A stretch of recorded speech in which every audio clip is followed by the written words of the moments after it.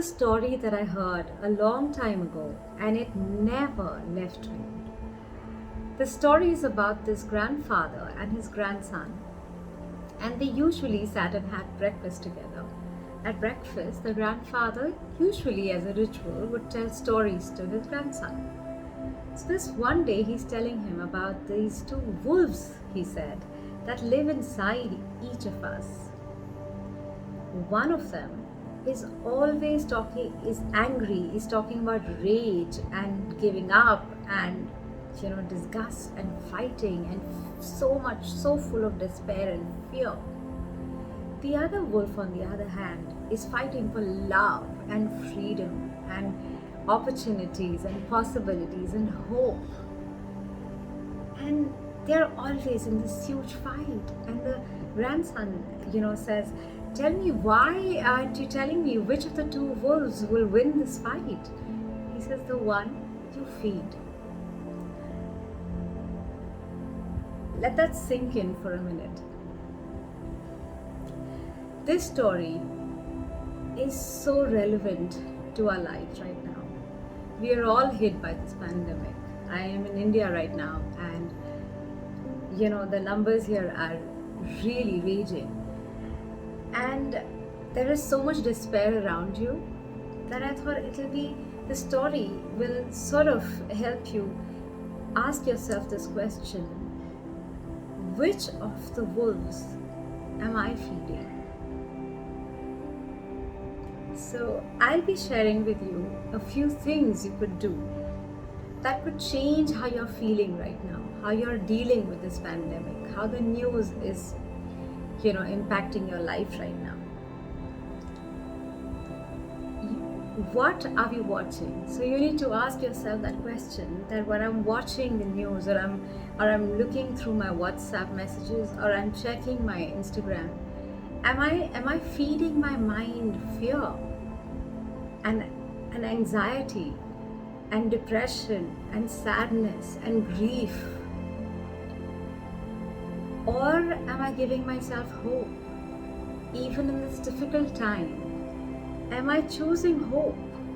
Because that's the most natural thing to do, isn't it? We should be choosing hope right now. So the first thing I want you to remember is that every time you find yourself in despair or anxiety or feeling miserable and full of fear, just give yourself a moment and ask, why not choose hope instead? Why not choose to look at all those people who have recovered and are doing well with their families? For a second, just for a second, if you just let that happen, just look at what's going well, that you're doing fine. Someone in your family may be suffering right now, but when you're feeling fine, you're able to help them better, isn't it? If you become fearful, if you become so scared and full of anxiety, how will you be able to help your children or your families or your husband or your parents feel hopeful? Only if you have hope inside of you can you share it with someone else. So I urge you to start choosing hope. The other thing I think is that would really help in this time is to focus on the words we are speaking all day. I'm sure you've heard of the experiment that they've done.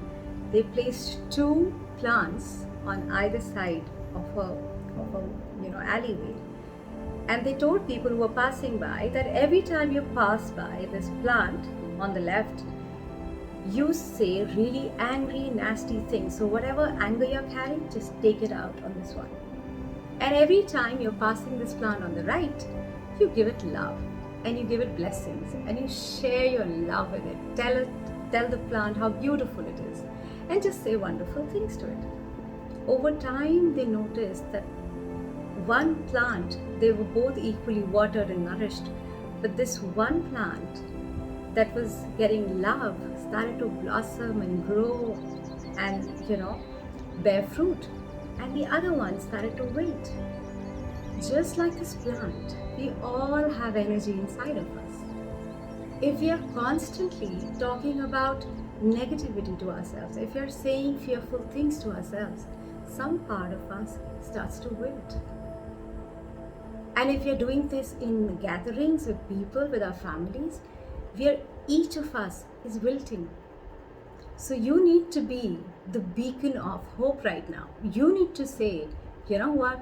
Let's choose hope as a family, as a friend circle, in your offices. Just let people and yourself choose hope in every moment.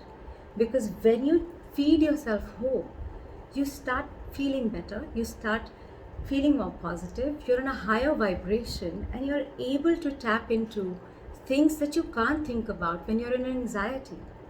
You know, the simplest of things have become difficult for most of us. I'm sure you've all experienced this specifically, that when you're angry or in fear and in anxiety, you're you can't be as productive. You're not able to take the smallest, simplest of decisions. You know, your mind is full of thoughts, and you're like, I don't want to deal with this right now. But you know what? We have to deal with this right now. This pandemic is here right now, and we have to deal with it. Let's deal with it then. And let's do it in the right way. So it's really important that we take a pause and we say, you know what? If I have to deal with this anyway, I have to make sure that my vibration is in the right place. Find a way to look at things that you can appreciate around you. See all those people who are doing well, who are recovering, send them blessings. Send a lot of love and healing to the ones who are suffering and to their families. But take out time maybe to call a few people and just check on them. And when we do it to each other, we become a community. You're not alone anymore. You'll hear their stories, you'll share yours, but you've gone from a place of choosing hope. So you're going to give them some hope and come back. So if you're not, spending time or being able to help someone that you really want to help in this time, this is one of the most powerful things you can do for them right now. Give them hope. Don't share messages or forwards about what's happening and who's, pictures of people who've died or pictures of people who are suffering. We are all suffering right now. We feel their pain. But the passing of pictures it's not helping anybody. We are not able to help them. What we are doing is spreading more fear amongst each other, when we should only be sharing hope and love right now, isn't it? So take time and just ponder over these things. Make a note of just 3 things. Start being hopeful. Choose hope. Start choosing your words very wisely. What are you saying to yourself? Are you blossoming or are you wilting? Are you making other people blossom? What are you doing about it?